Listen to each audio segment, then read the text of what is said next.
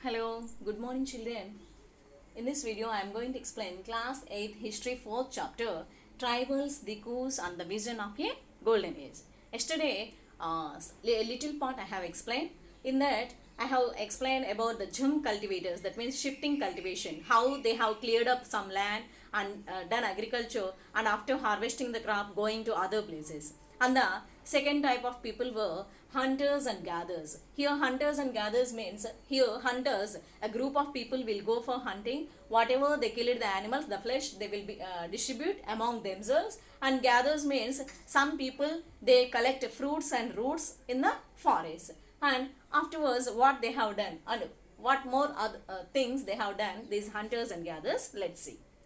From where did these forest people get their supplies of rice and other grains? Here, only this meat and fruits and roots, this is not only enough to live. They want food and grains also. So, where these tribal people, from where they will get these things, grains, rice and other grains? At times, they exchanged goods, getting what they needed in return for their valuable forest produce. So, these are gatherers. Forest produce, they will gather. That's what they will do. They will exchange in the markets the forest produce, whatever they have collected, for rice and grains. At other times, they bought goods with the small amount of earnings they had. Otherwise, if they have forest produce means they will exchange whomever having rice and grains. But if they don't have these forest produce, what they will do? Whatever they have, little earnings, by doing some work, with that money they will buy grains and rice. Some of them did odd jobs in the villages, carrying loads or building roads, while others labored in the fields of peasants and farmers. So, if they don't have, because only during the rainy season, like that only we can get crops. Afterwards, in summer or some other times, in the forest also, they also get dried up and they can't get this forest produce. So, during that time, what they will do? They have done odd jobs like building roads or working as laborers in peasants' farms and agriculture fields, and carrying loads. Okay, carrying loads. Like that, the odd jobs also, these hunters and gatherers, they have done. When supplies of forest produce shrank means reduced, tribal people had to increasingly wander around in search of work as laborers. I already explained now only. Okay, if they don't have the forest produce in unseason, they have to wander for jobs, because to live we have to get something, money or food and grains. Without money we can't get. That's why these people, they have gone for jobs as laborers. But many of them, like the Baigas of central India, were reluctant to do work for others. Here in central India, one tribal group is there. In central India, one tribal group. What is the name of the tribal group? Baigas. These were reluctant to do work as laborers. They don't go. Why? Let's see. The Baigas saw themselves as people of the forest who could only live on the produce of the forest. Here, Baigas, they see themselves as the people of the forest. They are the children of the forest, people of the forest.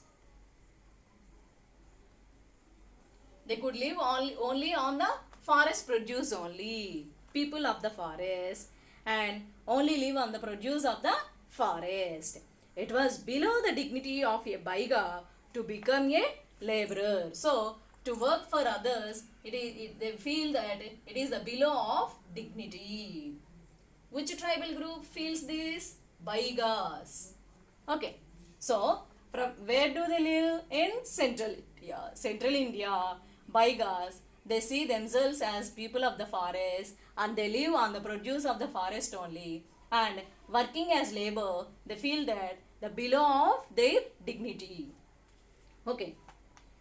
Tribal groups often needed to buy and sell in order to be able to get the goods that were not produced within the locality. So, here tribal groups often needed some other things to buy and sell in order to be able to get the goods that were not produced within the locality. So, in forest only some kinds of things only produced they will get. But what about other things they also needed? Okay. This led to their dependence on traders and money lenders. Traders came around with things for sale and sold the goods at high prices. Money lenders gave loans with which the tribals met their cash needs, adding to what they earned. So, here what they have done, here this led to their dependence on traders. So, for their needs, for their things, they have to depend on traders. Traders means here merchants. And sold the goods at high prices. Traders and money lenders. Traders came around with things for sale and sold the goods at high prices. So, what the traders, from outside they will come. What the traders will do, they will bring things, whatever needed for these tribal people. But for high rates, they use it to sell to this tribal. That means here, they have to spend more money. Tribal people have to spend more money to buy goods. To buy goods. Okay, tribal people have to spend more money to buy goods. Who cheated here? These traders and money lenders. Traders and money lenders use it to cheat the tribal people. Traders and money lenders. Why? Because selling the things by at higher prices. Money lenders gave loans with which the tribals met their cash needs, adding to what they earned. So, in unseasoned time, they don't have money. That's why these money lenders, they gave money to tribal people at a high interest. High interest. They given money to tribal people at high interest. But the interest charged on the loans was usually very high. So, for the tribals, market and commerce often meant debt and poverty. So, what will be the final result? During the unseason, they will take money from money lenders and the interest is high. So, afterwards, after the result, the tribal people will be in debts and poverty only. Debts and poverty. The result was debts and poverty in tribal groups.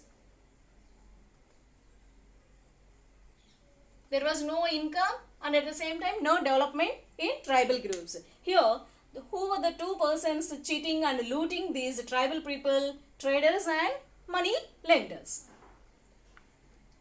They therefore came to see the money lender and trader as evil outsiders and the cause of their misery. That's why at last they realized that the poverty and these whatever the problems they were facing, who were the cause? These traders and money lenders. And for their misery, that means for their problems and for their difficulties, these two were the reason. Like that, the tribal people believed. So, next, this is about hunters and gatherers. Some more people, they were some herded animals, animals rearing, animals taming. Okay, what about them? Let's see.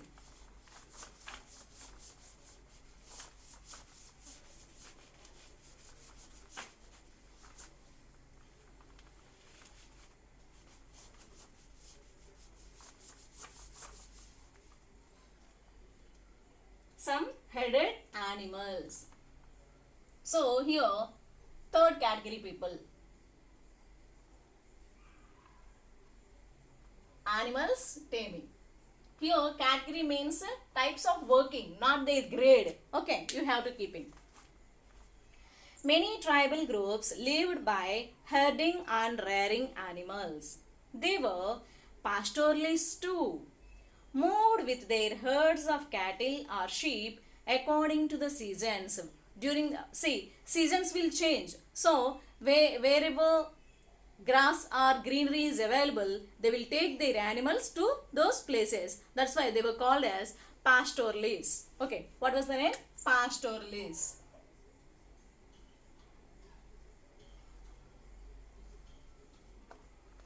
Okay. When the grass is in one place was exhausted, they move to another area. So in one place, if grass is completed here, they will go to another place, and afterwards here completed means they will go to another place. Like that, they will move on continuously for grazing of their animals. The Vangujas of the Punjab hills and the Labadis of Andhra Pradesh were cattle herders. The Gaddis of Kulu were shepherds, and the Bunkerwals of Kashmir reared goats. Okay, so here three places people they have given.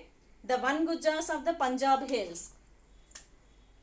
Vangujas. They belongs to Punjab.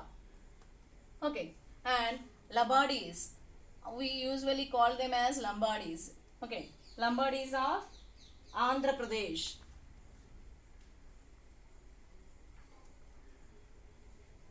These two were Andhra Pradesh were cattle herders. Cattle herders. That means they will bring a big herd of animals. Usually we will see in summer with so many goats and sheep or cow herds they will bring to our fields for grazing. So Vangujas of Punjab and Lambadis of Andhra Pradesh, these two types of tribal people, they were cattle herders. They were cattle herders. And then Gaddis of Kulu. Gaddis, this is also one caste. This is Kulu Manali. Okay, there. Gaddis of Kulu, they were shepherds. They reared only sheep. Shepherds. These people, Gaddis were shepherds. And Bunkerwals of Kashmir. Bunkerwals.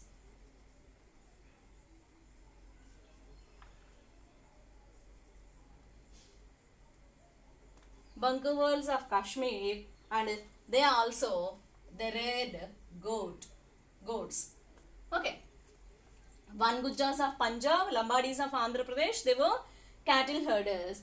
Gaddis of Kulu, they were shepherds, and Bunkerwals of Kashmir, they reared goats. You will read more about them in your history book next year. So about all these tribal people, you will learn more in your next classes.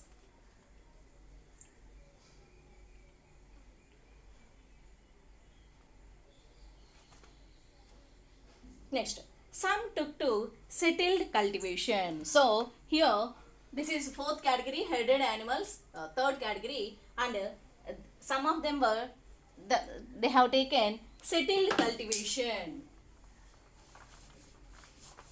Settled cultivation means in a fixed place doing agriculture. Okay. Some took to settled cultivation.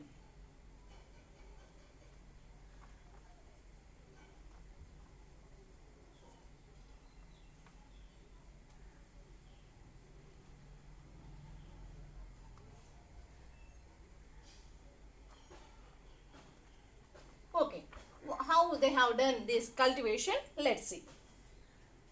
Even before the 19th century, many from within the tribal groups had begun settling down and cultivating their fields in one place year after year instead of moving from place to place. Here, so in the gem cultivators, they move to other places. They will not do in a fixed land. But in the 19th century, some peasants were like that they have done cultivation in a particular place, in one place only, instead of moving from place to place. They began to use the plow and gradually got rights over the land they lived on. So they used to plow the land, and afterwards, if continuously you are doing cultivation in one land for more than 8 years, means you will get right on that land. Like that, they got the land rights also. In many cases, like the Mundas of Chota Nagpur, the land belonged to the clan as a whole. All members of the clan were regarded as descendants of the original settlers who had first cleared the land. So, if one person, A is the A, B, C, D, E. A son B, B son C, C son D, E son E. If A has cleared the land first, these descendants, that means B after C, C after D, D after E, they will become the owners of that land. Okay, owners of that land. They will get the right on that land because they were the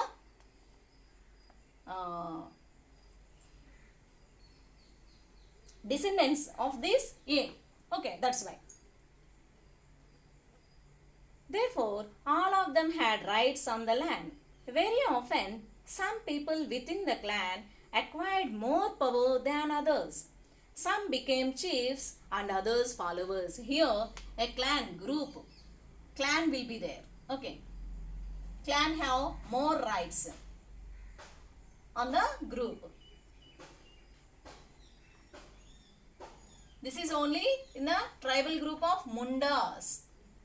Mundas of Chota Nagpur. Chota Nagpur. Okay, Mundas of Chota Nagpur. Sometimes this clan have more powers. They were called as chiefs and others chief and others followers. Powerful men often rented out their land instead of cultivating it themselves. If these chiefs has more land, what they will do? They will give to peasants for rent. Instead of cultivating the whole land, they will give the land to other peasants for rent. British officials saw settled tribal groups like the Gonds and Santals as more civilized than hunter-gatherers or shifting cultivators. So, here the British people saw these people who has done like this, Gonds and Santals. Gonds and Santals. So, these two tribes of people in the view of Britishers,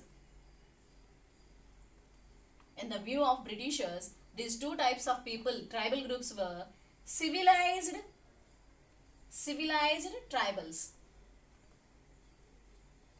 Okay, civilized tribals comparing to who? These Jhum cultivators, herders and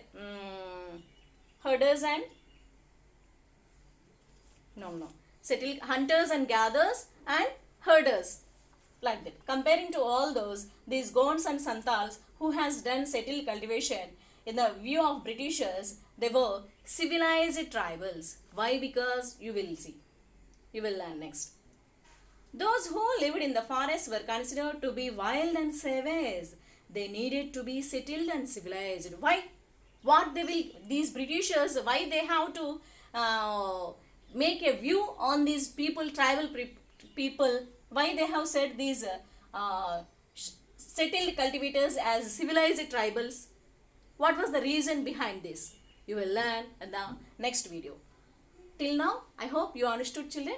Thank you. Have a nice day.